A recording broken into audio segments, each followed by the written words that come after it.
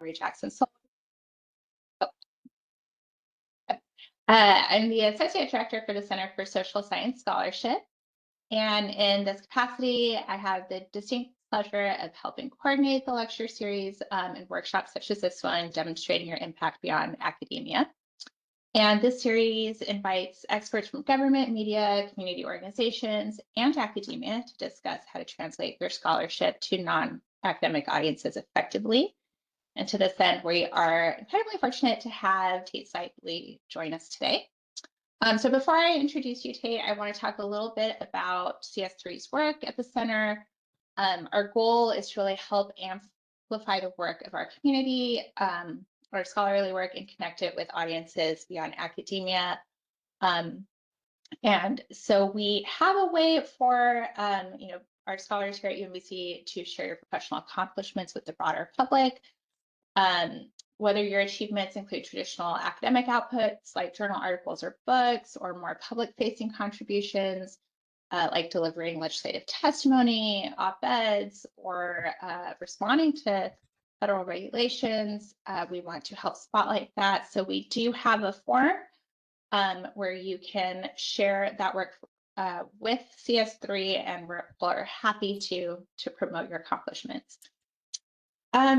So you can learn more about the center and work we do at our website, socialscience.umbc.edu. And we also invite you to connect with us on social media, LinkedIn, Blue Sky, Facebook, Instagram. The handle is at UMBC SOCSCI. So now I'm delighted to introduce you, Dr. Tate Steidley, whom I had the pleasure of knowing during our time at grad school at Ohio State. And Tate currently serves as a suicide prevention evaluator in the Colorado Department of Public Health and Environment, where he leverages his extensive training in quantitative research design and data analysis to evaluate and inform suicide prevention initiatives across Colorado. Following his Ph.D. in sociology and a stint as an assistant professor at the University of Denver, Tate has successfully transitioned from academia to applied public health settings. His career demonstrates exactly what the series aims to illuminate: how to translate sophisticated scholarly training into meaningful public impact.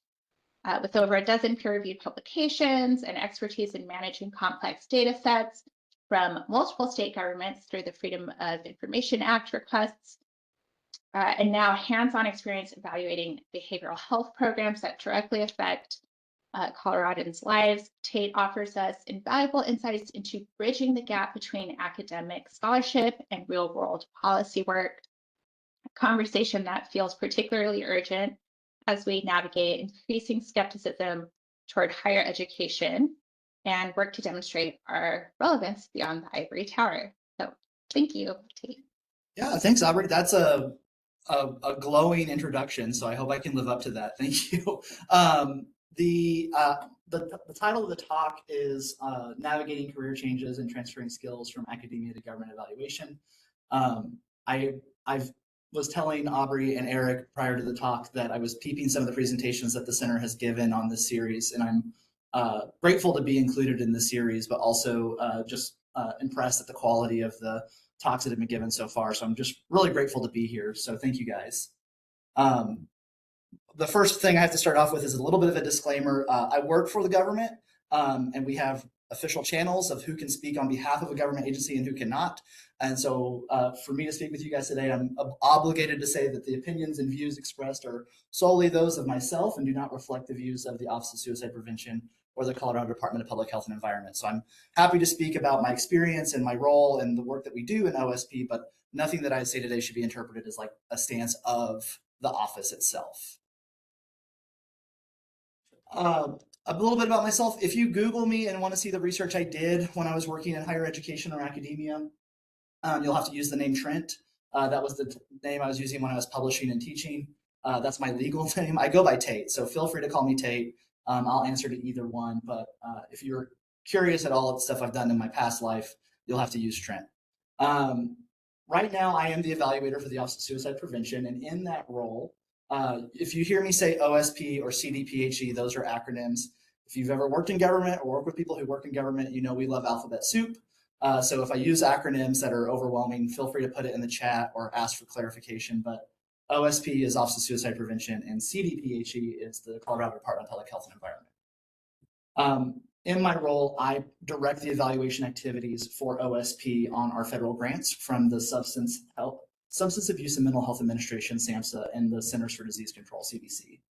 I also provide evaluation and recommend evidence-based strategies for our OSP programs that we implement. I collect and report data for our state and federal requirements, like our grant reporting, as well as manage our IRB requirements. And I use quantitative and qualitative social science research methods to support the staff and grantees of OSP. And I author and assist with publications from the office. And that can be like our annual report that gets sent out to the legislator every year, or some original research manuscripts that the office might be working on. Oops. Quick kind of preview of what I want to talk about. I'm going to talk a little bit about our statewide suicide prevention efforts in Colorado and the work that the office does. I'm going to talk about my career change. I feel like my presentation might come across a little stilted because I'm going to talk about where I'm at now and then pivot to how I got here later, rather than give the narrative of how I got here from higher ed. And then I'm going to talk about lessons learned about trying to get into non-academic roles when I decided to leave higher education. And then a little bit of a bonus content. And I hope that if you are an academic working in higher education or academia, I will use academia and higher ed interchangeably throughout this thing. But this will be intended if you want to work with government agencies, maybe they have access to data that you're interested in using, or they're doing programs that you want to be a part of or help evaluate. Maybe some tips on how to work productively with those partners in government. This slide is showing kind of what we call the comprehensive suicide prevention approach in Colorado. If you go to the Office of Suicide Prevention website, which is at the bottom there, you can learn more about our programs and our strategies and how we frame our approach. I'm imagining that folks have probably heard about 988, the National Hotline for Suicide Prevention. You might have suicide prevention programming on your campus with the Garrett Lee Smith program.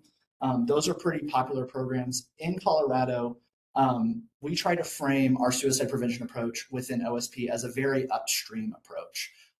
We consider 988 just within the purview of like how we work with our partners in 988 as an intervention approach. It is suicide prevention. I'm not trying to like gatekeep or boundary these, but OSP focuses on upstream prevention so that we're trying to improve the protective factors for suicidal ideation before people are in crisis.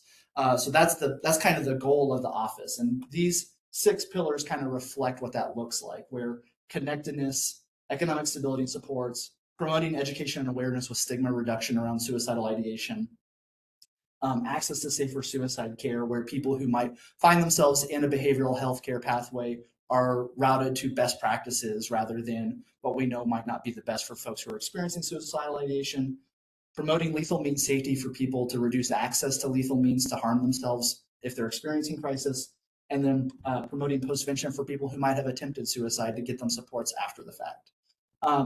We have strategies that are focused on all of these, and I'm going to talk a little bit about just one with our gunshot project, which most directly speaks to like the research topics I did when I was in academia, but is also one of the programs that's a priority for our state to try to promote suicide prevention through safe storage and reducing access to lethal means in the home, in public. To give a little bit of a background about why lethal means safety is an important strategy for the office, I want to show some data from Colorado and give just like a snapshot of what the state looks like. Before I dive into the data, though, I like to start with this quote from Irving Selikoff. If you're not familiar with Irving Selikoff, he's the guy who established the link between asbestos and mesothelioma, and kind of a public health leader in that realm for epidemiology, but to also show that there are human beings that are reflected in these data. And when we talk about people who die by suicide, we need to keep in mind that there are friends and families and loved ones who are still grieving the losses of people they've lost. And so we try to present these data with some respect to show that we're reflecting lived experiences of people who are still grieving, as well as those who have been lost. So the national impact of suicide in 2023, there were 49,316 suicide deaths, according to the CDC. And that is a substantial impact. It's one of the leading causes of violent injury in the United States, or violent death in the United States. But if we look at the data and break it out in terms of ratios of the overall impact of suicidal ideation as well, you can see that it goes much deeper than just the number of people who've been lost to suicide. For every one death by suicide, there were 4 hospitalizations for suicide attempts. There were 8 emergency department visits that were related to suicide. There were 27 self-reported suicide attempts and 275 individuals who considered suicide. So even though we might think about the impact of suicide as just mortality, the lived experience of suicide goes much deeper, from just ideation to attempts to the loss of life. And the message here can also be one of hope and resiliency, where most people who experience suicidal ideation will not attempt. And most people who experience attempts will not go on to reattempt. So this is one of the things that the Office of Suicide Prevention works really hard, is to promote education and awareness around suicide, to show that ideation is much more widespread than the mortality data suggest, but resiliency and recovery are the norm, rather than feeling like this is a deterministic outcome. Colorado, unfortunately, experiences a higher rate of suicide than the national average, though. And if you look at maps that show this by state, Colorado is in the Rocky Mountain West is not alone in this. A lot of our peer states like Wyoming, Montana, New Mexico, they experience higher rates of suicide than the national average. And Colorado, unfortunately, has been experiencing this for quite some time, as you can kind of see over the past 24 years here. We are encouraged, though, that in the past 4 to 5 years, we have seen our trend start to plateau. And we are hopeful that the efforts that we're doing, with BHA, working on our Behavioral Health Administration that operates 988, as well as our efforts in OSP to promote upstream prevention strategies, are helping kind of ebb this tide. When we look at the mechanisms by which people die by suicide, the majority of suicide deaths use a firearm in the state of Colorado. So this is data from the past 5 years showing the different mechanisms that are used. This data stays pretty stable over time. If you stop at one point in time or go back in time, it doesn't really fluctuate a lot. We tend to see that firearms are the majority of suicide deaths in Colorado. We also see sex differences in this outcome, where men are more likely to die by suicide with a firearm than women. This is remarkable because data at the national level show that women are more likely to report that they attempted a suicide than men. So even though men are more likely to die by suicide than women, women are more likely to report that they've attempted suicide, and men are more likely to be successful. Well, I shouldn't say successful. Men are more likely to complete a suicide. And part of this is the lethality of firearms themselves. If we look at the perceptions of firearm risk in Colorado, this is from our Colorado Firearm Injury Prevention Survey, which our partners in the Office of Gun Violence Prevention implement every 2 years. We see that most Coloradans think that not most, I should say the mode of Coloradans think that homicide is the most likely firearm violence that they'll experience. When we break that out with the reality of firearm violence in Colorado, which is actually suicide makes up 75% of all firearm violence that occurs in the state. Thinking about homicide, suicide, accidental shootings, officer-involved shootings, or school shootings. So the perceptions of risk versus the reality of harm is a little bit out of sync with each other. The lethality of firearms and suicide is also really important for our efforts in OSP, because we know that timing and lethal means matter for suicide deaths. Data show that over 90% of people who attempt a suicide will not go on to die by suicide.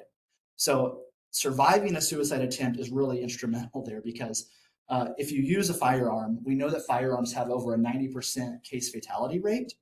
When we think about the resiliency of people if they survive a suicide attempt to not go on to reattempt, that makes the issue of firearm suicide a really important one because firearms are so incredibly lethal in this method of attempt. And when we look at studies that ask attempt survivors, what was the window of time between when you decided I want to die by suicide and then the act of attempting a suicide, 74% said that window of time was less than 10 minutes. And so these moments of crisis when people are thinking, I want to die by suicide and then attempting it are very, very short. And firearms add an element that's really harmful for resiliency here because they're immediate. If you can access them, it's very quick. And if they are used, the lethality is very high. So reducing access to firearms in a moment of crisis, even beyond 10 minutes, could be a significant effect on our overall state suicide rate, since this makes up the majority of suicides in our state.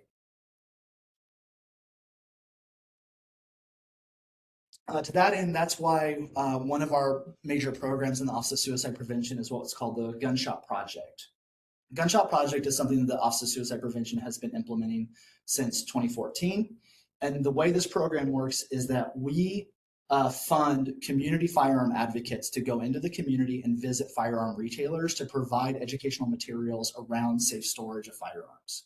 And this is not meant to be a thing of like, the law says this, that you need to be adhering to safe storage laws, or you need to be like promoting safe storage to your customers. It's meant to normalize the idea of safe storage and how suicide prevention can just be affected with that 10-minute window, and to promote the norm of getting people support for suicidal ideation and reducing the stigma around talking about suicide.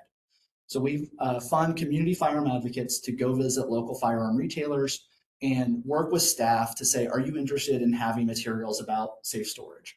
Are you interested in getting connected to like local suicide prevention coalitions? And work as our connection to the community that way. And so it's not somebody from the government showing up to a firearm retailer, which if you work with gun owners or you work with firearm retailers, they love the government. So it's helpful to have those trusted community partners work with us and build those connections. The flyer that you see here on the screen here is also like one of the materials. We have several different templates of this and other materials, but the office also provides like hard copies of this to go into gun shops and help them keep stock. So it's not on the gun shops to keep these materials. It's not on the firearm advocates to keep these materials. The office provides this to them, and we also compensate those advocates for their time to do this. My current role, when I first came on board with the office, was to help establish how are we going to collect data for this project. We had varying levels of data fidelity for tracking outreach in the community, and we didn't necessarily have a good way of reliably working with those firearm advocates to help us track where they were working and how those visits were going.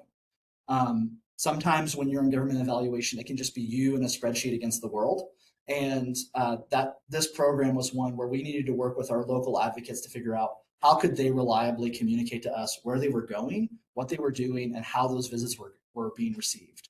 And to address this, we were working with a tool in Qualtrics. So we developed a new template for them to fill out their information on their visits, and this is tied to their reimbursements for their outreach efforts. So once they complete the visit, we can do a quality check on it and then provide them compensation for their time spent.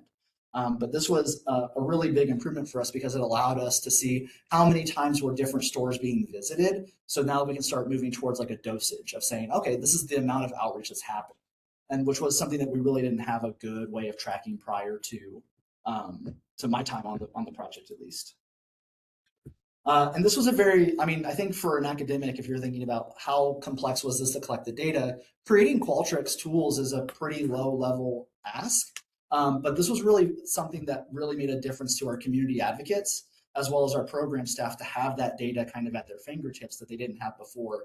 It was a lot of time in spreadsheets trying to make sense out of really messy data, and this really simplified the process. So it was one of those things that, as a former researcher who was doing formerly complex data analyses, felt really simple, I think, to build out. But it made a huge difference in terms of like reducing time for the program staff, improving the data quality for the evaluation effort, and meeting the needs of the community advocates so that they could, this is something that you're seeing as screenshots on a phone that they can fill out on their phone once they finish a visit. They don't have to go back and fill out an Excel sheet. So it was one of those things that low level of technical expertise on my end, but really met the needs of everybody else in a way that helped improve the quality of the program. And this is something that we're using now for our state level priorities. Colorado has what are called wildly important goals, or WIGs, that the governor's office picks to highlight their priorities for their administration. And suicide prevention has been one of those WIGs for a while.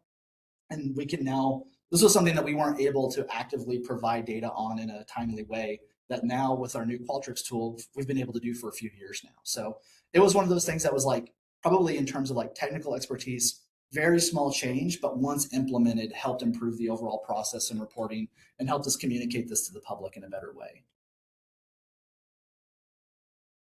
So that's where I'm at now. And that's the work that I'm doing. That's just, the gunshot project is one kind of small part of the portfolio of what OSP does. But that gives you a sense of kind of like how this work happens a little bit behind the scenes, I think. What I want to talk about now is like, how did I get here, especially having experience in academia working in tenure track settings. So if you can forgive the pivot here, this is going to probably be a bit of an abrupt change, but I wanted to show where I'm at now and then kind of how I got here. So my training itself wasn't in evaluation. My background was as a researcher. I did my undergraduate at Oklahoma State University. I did undergraduate research programs there. I worked with a professor who was doing disaster sociology research. And that was the first time somebody said, hey, you should go to grad school. You seem to enjoy doing research. You would probably do well in a graduate program. I didn't realize that you could go to graduate programs and have like stipends to cover the cost or help reduce the debt that might happen. So once I was coming for graduation in Oklahoma, I started applying to graduate programs and I was accepted to Ohio State. And that's where I did my master's thesis and my dissertation. My master's thesis focused on social movements and the gun debate. And I did content coding of like news coverage and press releases from gun rights groups and gun control groups to kind of see how social movement theory could explain different dynamics of framing within the debate and news coverage of it. And then I kept my interest in the firearms world with my dissertation, where I started to explore the political determinants of firearm sales and how political sociology might inform the passage of new concealed carry laws. I could go on all day about that stuff. It's still like fresh in my memory, but a lot of this revolved around doing legal data collection, content coding laws, and then doing analyses that looked at how gun sales were influenced by the passage of new concealed carry laws. And a lot of that data for gun sales came from government Freedom of Information Act requests. So my background was kind of this political sociology world. And in the program that I was in, and Aubrey was also, like she said, she was in this program as well. Oh, and I see that Brian's here and Malik as well. These are all OSU alums. So if I say anything about the program that's like off kilter, like put me on the right path. But I feel like the training at Ohio State was one that really emphasized quantitative research methods. It really emphasized training graduate students on how to publish and seek external funding for research. You were really well mentored, I think, to go to conferences, present at conferences, network at conferences. You were coached on how to apply for NSF grants. You were also mentored on how to publish. A lot of our pro seminar time was spent on how do you respond to peer review, or how do you develop a response to critiques. So there was this emphasis on publishing and external funding. And the mentorship also extended, I think, to seeking tenure track careers. I don't want to say there was no exposure to non-tenure track careers, but I feel like that the program was formally designed to focus on catering to the tenure track career path. So once I was up for graduation at Ohio State, I started applying to jobs. I present this not as like this is unique. I present this like this is probably pretty typical for folks. If you're on the job market looking for a tenure track job, you're applying to a lot of jobs. I applied to over 70. I don't even know if that's like a lot. I think that was probably pretty typical. I had one fly out, I had one job offer, so I took it. So I started working at the University of Denver. And when I was at the University of Denver, I did what I was trying to do. I worked on publishing, I worked on seeking external funding, and I did all of the tenure track activities that were kind of expected. I was working on a new public use database of concealed carry license data, like people requesting and getting new concealed carry licenses at the state and county level. That's still out there. If you want to go to Open ICPSR and access that data, it's out there. Feel free to use it. That was going to be my post-tenure project. And then I was also creating courses and teaching on a quarter schedule, and I was doing the service work. And so you can kind of see here some of the articles that came out while I was working on that stuff. Then that was my time at DU, was working on this stuff. Once I was up for tenure, I was putting together the tenure packet and getting the external committee recommendations put together. Like those letters were going out. The external committee was already like starting to look at my stuff. And I was trying to figure out, do I want to do this for the next 30 years? And that was really where I had to kind of grapple with some of the things that I didn't like about the job. I was up for tenure, and my wife had a really good career established here in the Denver area. And I was like, I don't really like teaching. That was the biggest hang up for me, was like, I didn't really enjoy the time in the classroom. And I don't mean this as like, students are awful. I mean, this is like presenting to a class left me feeling like really drained. And I was like, I can't do this for 30 years. It was really taking a toll on me. And so I decided that I needed to make a change in order to look forward to going to work for the next 30, or not dread going to work for the next 30 years is how I want to frame that, rather than look forward. Jobs are jobs. So I was trying to figure out, do I want to go to another academic institution? Do I want to go somewhere else? And, me and my family decided I want to stay in the Denver area. So I started looking for roles that cater to that data element of my training from grad school. And so that's why I focused on government evaluation. This photo is from my last day in the classroom. I taught during COVID. You can see all the social distancing stickers on the chairs there. I was teaching a statistics class, and I was like, this was a moment where I was like, I know I'm not going to be back in the classroom. So I wanted some memento from that moment, and that was it. So as I started looking for jobs, I immediately started learning there's challenges to translating my academic experience to I don't want to say the real world, but to this non-academic world. And one was learning the internal processing timelines of government programs. Working in government evaluation, there is, the presentation of how the program works on paper and how the sausage is made. And learning those behind the scenes elements of this program operates this way. It's not that the way it's described on paper is inaccurate. It's just there's a lot more to it, especially knowing how funding flows work. A lot of programs are funded through federal grants. If the federal grants don't come through on time, those programs are going to get delayed, and all of your reporting requirements are going to get thrown off. That's a level of nuance that might really affect how you're going to implement an evaluation plan. I was really unfamiliar with the needs of government evaluation, specifically reporting performance metrics for some of those grants. If you've worked in government, if you've worked with SAMHSA or CDC, you may have seen these acronyms before. GIPRA, SPARS, APR, and WIGS is a Colorado specific thing, but a lot of our work revolves on making sure that we're building data systems that help us just meet these performance metrics. And then being unaware of how ambiguous government evaluation could be. I would say there's a lot that happens in government evaluation that isn't necessarily overly complex to achieve, but until you see how it's done, it's really hard to understand, the way we're going to do this data collection system could be really technically simple, but working in the process of how a program is executed, how do you add these data collection tools without interrupting service for people who are being served by the program? That might be the tricky part. So it's I know how to work with this system. I know how to build this data collection tool. It's how do you do the project management element of building this tool and fitting into the program in a way that doesn't turn off program stuff to be get this guy out of here. I don't want to work with this evaluator because he's just making my life miserable.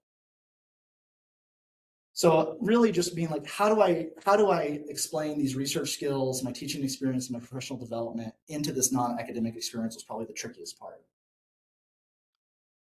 And that was probably learning how is evaluation done in theory versus how evaluation is done in practice. And I think in undergraduate classes, the Peter Rossi book on evaluation is still taught a lot. Michael Quinn Patton is a name that comes up a lot. Those were books I started reading, trying to figure out how do I frame my experience in this evaluation context and trying to teach myself how to package my experience. And I think the Quinn books are better than the Rossi book about this, about kind of showing the behind the scenes, like how the sausage is made elements of government evaluation. He also focuses a lot on nonprofit evaluation. But the Rossi book, I think, probably does a little bit of a disservice of just being like, it's very straightforward, and this is how evaluation is framed. Not that it's misleading. I just think like once you read it in a textbook and see how it's done, you can appreciate some of the nuance. Where a lot of evaluation efforts might be taught as, the best practices in evaluation are always going to capture that impact, establish causality. That program is going to be implemented with high fidelity. I would say, programs are going to be very variable on how they're executed with fidelity based on their longevity, their funding, the experience of the staff. And figuring out how to measure your impact can be really difficult. Just for like suicide prevention, to show your impact, you have to prove a negative. So that's just like a conceptual research design problem that you're going to have to grapple with. Evaluations as it's taught will usually say that strong study design and execution will be informed by the stakeholders of the program. In government evaluation, your design might be imposed on you by an external party. Working with SAMHSA and CDC, we get evaluation plans that we're expected to carry out that we've had no input on. And I don't mean this as like a knock on those teams. They're trying to create an evaluation program that captures 50 states with 50 different programs that are implemented in different ways. So they've got to build really flexible tools. And then it's on us to figure out how do we fit our program's theory of change into that evaluation plan. I think some of the texts on evaluation will talk about formative evaluation, summative evaluation, collaborative and empowerment evaluation, or developmental evaluation as things that are really well known and established, and your partner programs will know how to work with those concepts. In reality, I think a lot of government evaluation will focus on how do you capture performance and accountability of the program? How do we show the dollars spent are turning into people served? And how do we show that this program is having an impact? You might get one bite at the apple to build a data collection approach for a program evaluation, and it might need to fit multiple evaluation purposes, whether it's establishing impact or just showing tax accountability. And then programs will also allocate sufficient resources to evaluation. I would just say assume that the resources for evaluation are going to be meager. And I don't mean that negatively. I just mean, like I said previously, it might be you in a spreadsheet against the world. So those were kind of the lessons learned as I started applying for non-academic roles in government evaluation. I want to take a little time just kind of say like, okay, what are some maybe practical advice if you want to, how do I take my academic experience and translate that to a non-academic job application? I've broken this into like research skills versus teaching skills. My graduate training was really strong on the research skills component, and my time at DU really emphasized the teaching skills as well. So I would say that for the research skills, if you're looking at like job applications and you're trying to figure out how do I translate this stuff, I would say if you've gone to grad school and you've gotten a master's degree or a PhD, you're an independent learner. You can read an article, you can read a book, you can develop a thesis, you can figure out the bigger implications and teach yourself from the literature. You don't need somebody to give you a lecture to teach you a concept. I would translate that to anything that would frame around initiative and self-direction when you're applying to non-academic jobs, to say, I am capable of going to an original primary source, learning that topic, and implementing it on my own. If you are applying to jobs and you're trying to figure out, how do I take like my theoretical understanding of complex topics? Like I know a lot about, like I can still draw on things from like political mediation theory and how that translates to like firearm policies changes over time. I would say that you take that systems level analysis and thinking and translate that to, I can navigate complex systems and do root cause analyses. That might sound trite, but like when you're applying to non-academic jobs, that's what review boards are looking for. Like this is somebody like, I can take an esoteric theory and do a systems level analysis or do a root cause analysis. You have experience doing that. You just probably haven't had to frame it that way for a non-academic audience. Data collection and management is directly translated to creating new data systems and developing documentation for those systems, which is a huge thing in government evaluation because people leave their roles and you might be handed a data set and be expected to pick up and run with it. And if you're fortunate to have somebody who created the documentation for that data set, you're more lucky than most. You might be handed a data set with no documentation and you're expected to create, okay, how did this data pipeline even get created? How are we going to be using this to fill out our reporting requirements? How are we going to translate this? If you've done a research project and you've established a whole new data collection approach, you've done that work. I would say translate anything with data analysis to developing evidence-based decision-making processes. That's something that is really big in government leadership roles, to talk about, I have evidence-based decision-making skills. Doing peer review, I think, really feeds into saying, I know how to clearly communicate. If you've debated with a reviewer or two on why your manuscript should be accepted, you've debated with your boss on why a policy needs to be implemented. That I would take that kind of, you maybe not want to use the same language you use with a reviewer or two that you would use with your boss, but like you've had that level of communication. You also have attention to detail and learn from critical feedback. If you've battled with a reviewer or two, or you've dealt with critical feedback. And then going to conferences could translate to external communications and professional engagement. I would say for teaching skills, if you've been in the classroom, if you've managed a classroom, you've done group facilitation, you've led workshops, and you've helped set meeting agendas. Working with coalition partners in Colorado, having media agendas and group facilitation skills is really important. If you've developed classroom materials, teaching aids, you have communicated with leadership on things. I have taken some of the skills that I've used to like create, like how to do like a t-test in statistics. That level of communication can be used when you're talking with leadership about how an analysis was done.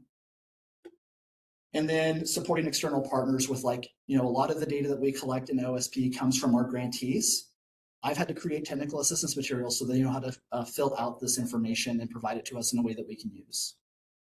And then dealing with sensitive topics in the classroom. If you've had that student who really likes to bring up hot button issues or put people in awkward situations, you have dealt with the public on sensitive topics as well.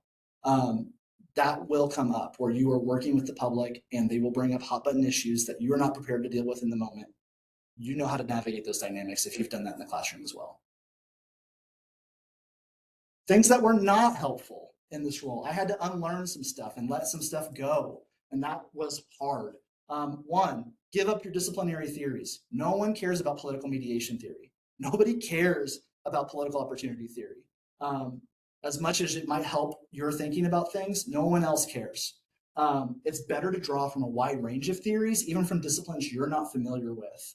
And if you can align that with some of the business performance rhetoric that exists in workplace settings, that's even better. So a lot of the stuff that we talk about with our, you know, theories that might be discipline specific aren't necessarily at odds with some of the rhetoric that's coming from, like, people talking about we need to hit these KPIs or we need to hit these WIGs. It's just making sure that you can frame it in a way that aligns with that. Don't bring minutia into decision-making processes. It's better to have one or two strong ideas with some evidence than it is to get into many nuanced points. I would sometimes find myself being like, well, here's all the reasons why this isn't going to work. And I would go into my peer review mode of like, here's a litany of reasons why this evaluation plan can't be executed. At the end of the day, people need to know with one or two reasons with some data why this approach might be better. It's getting into the weeds of trying to explain why you think a research design or an evaluation design is better is not as useful as just having a couple of really practical data points to illustrate. You know, we only have this much funding to collect this data, and we're asking our grantees to spend 30 minutes filling out grant reports. This is not lined up. And then being correct is less important than achieving larger program goals. Maybe this is me, maybe this is an academic thing. It feels really good to be right. It feels really good to have all the arguments in place and be able to articulate a point and win like a point on why you think something should be done a specific way. It's better to try to keep in mind in government evaluation that programs that are being established are dealing with larger efforts than evaluation itself, or dealing with larger efforts than research or analysis. They might be dealing with a new mandate from the legislature that they didn't ask for. Bills get passed that say, we're going to create a new program. It's being allocated so many dollars. and it's going to have like it's going to have $50,000 dedicated to evaluation purposes. You might try to say, like, here's all the reasons why this evaluation isn't feasible. At the end of the day, the program may not have a decision on that. It's being given to them by the legislature. It has to be done because it's in statute, and they need somebody to help them establish an evaluation plan with limited resources. They're trying to justify the existence of this program that's in statute rather than feeling like they need to come up with the world's best evaluation plan. So if you can be proactive in saying, like, here's how we can measure impact given the resources that are at hand, rather than saying, like, this isn't going to be a good evaluation, tough. You want to help establish these programs and help them make a case to the legislature so that, like, hey, you've implemented this program this way. We now have data to show a better way to do it would be to tweak it this way, rather than trying to say, the legislature really messed this up. So trying to work with the programs and establish their needs is really helpful. And then working with programs to help the program staff implement their approaches is better than trying to conduct the evaluation on your own. If you can work with evaluation or with program staff to say, this is the data we need, this is our evaluation design to establish, performance metrics or impact. How can we work with you so that we're getting this information in a way that doesn't make your life harder? Will go a long way rather than saying, like, hey, this is how we should evaluate it. This is what it's going to look like, and you need to roll with me on this. It's better to have the program staff support you on this than it is to try to impose a design externally. All right, I'm running out of time. I want to just hit one more thing. If you're interested in making the career change from academia to non-academic roles, I would really recommend this book by Christopher Catterin, Leaving Academia, A Practical Guide. I think it's like $15. It's really good. It's really short. They have an experience in the humanities. And so a lot of the stuff they talk about is more about networking and establishing how they translate their skills to non-academic roles that aren't really data analysis based. I felt like I got a lot out of it, though, just learning about how he navigated that process, and was really helpful for me when I was deciding to make the change. And then I'll do the bonus content that I promised, that if you are in academia and you want to work with evaluators, here are some things that I would recommend as, like, maybe some ways to smooth that partnership. One, consider the program and its home department and some of maybe the political dynamics of that department relative to other state agencies. We work really closely in public health with the Behavioral Health Administration and the Department of Healthcare, Finance, and Policy. Both departments have very different roles. Figuring out how these agencies collect data or share data, there could be some real institutional barriers on whether or not they want to cooperate. So think about, if you want to work with a government evaluator and help them do something with evaluation or data analysis, like they might have some data that you really need that will help you with your career. You might be able to help them navigate those dynamics in a way that, like, bridges those gaps. And think about, like, maybe if there's some history between those agencies. Take time to build trust. I would say that one of the things that kind of comes across with working with academics in my government role that I've seen from other places and other agencies as well is that if you are just working with government agencies to access their data, they can see you from a mile away. So establishing trust and showing that you are interested in the success of that program, or you're interested in helping that program achieve some kind of goal, will go a long way to establishing that you're not just there to get their data and then disappear. Maintain ongoing connections with program staff. I have seen programs that had data use agreements with universities where they say, okay, here's your data template to help the university collect data on this program. We molded it into our program implementation, and then we never heard from the university until 2 or 3 years later. And then they said, where's our data? And we show up and we're like, no one's talked to us about this. We've changed the program design 3 times since you guys have talked to us. And then they get upset that, like, well, this data is not usable to us anymore. And it's like, no one has been here to maintain this relationship. So don't assume that no news is good news, that you can just hand a data template to a university or a data request to a government agency and then say, hey, in 2 years or in 6 months, if I don't hear from them, I'm just going to assume everything's fine. Check in with them, see if there's any issues with the data fidelity and if you can help with that. Consider Consider giving credit to program staff. Allow them to opt out. Some agencies may not allow staff to be co-authors on papers, but you can put them in the acknowledgments. And just because they didn't write the manuscript, maybe consider putting them on the byline. It goes a long ways to show that you consider their expertise valuable. But do give them the option to opt out. I would say more often than not, people opt out. They don't want to be on the byline. They're not necessarily invested in the research, but it's a good gesture of faith. And then consider the scope of the program. Is it state level? Is it local level? What's the impact intended to be assessed? The way that program is structured and what it's meant to serve, whether it's a state, a county, individual clients, or the broader community, is going to affect the data that's collected. I've seen academics show up and say, well, where's the data on this? And it's like, that's not our mandate. We're not collecting data on that because, like, even though our agency is meant to provide upstream prevention services, we don't have like client level data on ideation ourselves.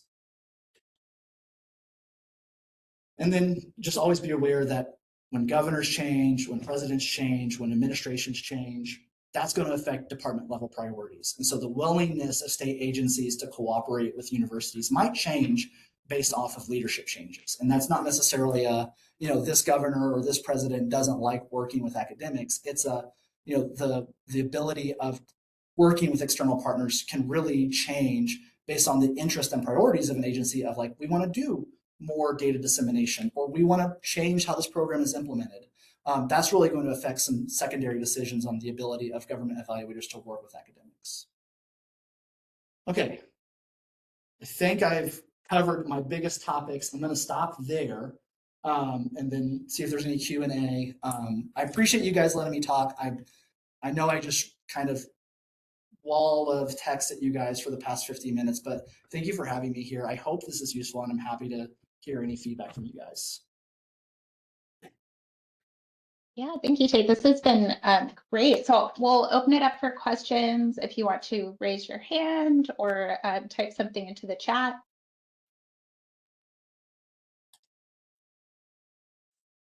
I think while everyone thinks of that, I maybe have a question to start with. So, one thing that I picked up on you talk about is the sort of flexibility you need to have, I think, as you're working with so many different people who have different priorities or interests or objectives. And some of that, like you said, you want your two big takeaways, not necessarily like a dozen nuanced points. And so I was just curious, I'm looking at this from the perspective of, either reviewing research that comes out of some of this evaluation or collaborating. And how does this influence kind of thinking about your standards of like quality research and research design, methodological rigor? So, how do you kind of think about that transitioning from academia to government work and kind of somewhere in between? Yeah, that's a good question. I think the thing is trying to figure out the things that can demonstrate the impact of a program to help establish that the services are being done, we are reaching the people that we want to reach, are usually the priority to ensure that like programs are usually established to meet some population where they're at. And so I would say that usually our primary focus is how do we demonstrate that this program is doing the work that it was intended to be doing, and then establishing causality or impact from that foundation, so that we can show that, okay, this program is intended to serve youth who are experiencing suicidal ideation. How do we demonstrate that we're actually reaching that population? And that could be very simple as like creating reports from the contractors or the grantees to just provide that data to you. And then once you've established that you've got some foundational data of establishing the services are happening and that the work is being done, you can then start to figure out, okay, how do we build the connections out of this, first step? So that you don't want to put yourself out there to say, okay, we have this program to provide therapy to the youth who are experiencing suicidal ideation. We're now just going to do like 2-point tests of pre and post for these youth who are in this program, without establishing that like all of the first steps are in place, where we've got the contracts in place. We know that they're able to get these youth in the pipeline. We know that they're able to establish follow-up with the youth.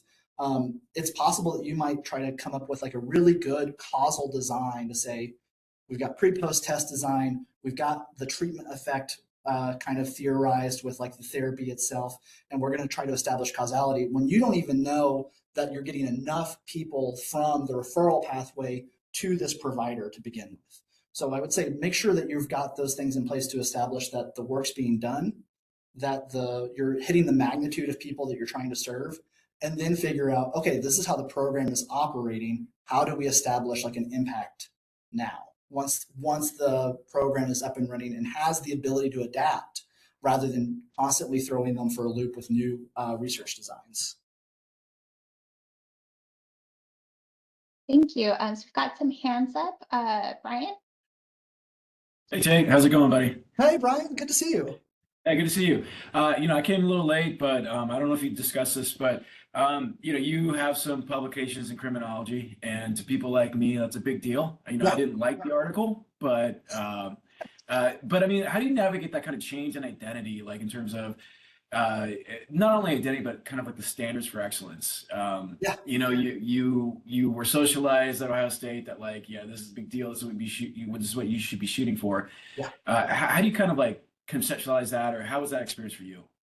I mean, honestly, one, I would get mental health supports. Like that would be my number one recommendation. If you are coming out of a graduate program that really conditions you to strive for above and beyond like quality,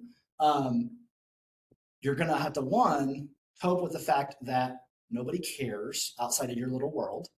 And two, you're going to have a lot of internalized processes that you're going to have to unlearn. When I first started working in government evaluation roles, I was like poring over spreadsheets and trying to figure out, how do I get this to an acceptable level? Like, how do I get this to like pass peer review standards? And really what you need to do is establish that like, I have a baseline understanding of this data set. There might be flaws in it, but we're aware of where those flaws exist and how we're going to try to address them. But we're also know we're not giving bad advice to leadership whenever we're looking at data. So it's one of those things of like, you need to make sure that you're accountable to like your leadership, that you're doing a good level of quality of work for the job. But at the end of the day, there's a lot of stuff about academia that's like trying to get through peer review is unnecessary. Like that's an unnecessary level of polish for a product when it's going to be something that helps inform decisions at the government level. And that's not to say the government's using bad data. That's to just say like, reviewer 3 is an asshole. And you don't have to take everything they say as the final say. Like they have an unrealistic expectation of quality, and that's not necessary in order for us to make a decision on this program. So that's, I would say, like, one, unlearning those habits is really important. I would recommend figuring out how are you going to support yourself making that transition and unlearn some of those habits that are crucial to getting tenure. Like you have to have some of that mentality, I think, to get tenure. But you don't have to have that, I think, in order to be successful outside of the academy. Thank you. I think we have a question from Tom. Hi, Tate. Thank you so much for sharing this. This was really interesting, both your work and your journey. I'm a recent PhD grad myself looking for non-academia roles. I was curious if you could talk more specifically about your job search experience, specifically if this was like a cold apply for you, or you had an existing relationship with this department, or just kind of what that looked like. Yeah, good question. It was cold applications for me through and through. Every job I've applied for since I've left the academy was pretty much no social network at the place that I went to. Which I would say that like has pros and cons. If you're going to network, I put this on the slide here, where if you're going to network and put a lot of time into it, like hitting LinkedIn or hitting like interviews with people, I would really ask about employers and try to learn, what is the workplace culture like at this agency, or what is the focus of this organization. You're going to learn a lot about like what that looks like. I wouldn't necessarily rely on that in terms of like trying to secure a job through your network. I would just use that to try to learn the landscape of what this field looks like. If you're tied to a region, like a state, different states will have different approaches to how they want to do evaluation. So try to learn the landscape rather than try to learn about where those jobs are. And then for me, I did a lot of that without having a really strong connection to the network. I've learned, how to do that networking better now, so that like if I do apply for jobs in the future, I want to learn more about that agency. But I would say that I didn't necessarily have any individual person who was like, hey, you should apply for this job, you'd be a good fit. That hasn't been my experience. I think it can definitely be the experience for others, but for me, it was a lot of putting my resume in the application portal and then hoping for the best.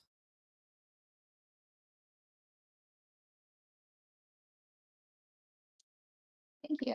Got a question from Eric. Yeah, thanks, Tate. This was a really interesting presentation. I'm curious now, in your position, do you collaborate with academics, people that might be engaged in some sort of research? And if so, what does that look like? And how do you sort of interact with them in your current capacity? Yeah, yes, I do. We have really close ties with the Colorado School of Public Health, and they have some institutional like structure that we don't have. Like they get funding from us and from other state agencies. They have a team of graduate students and postdocs that they use things like our surveillance surveys for Healthy Kids Colorado, the behavioral, I want to say maybe the behavioral risk factor surveillance system survey, maybe not.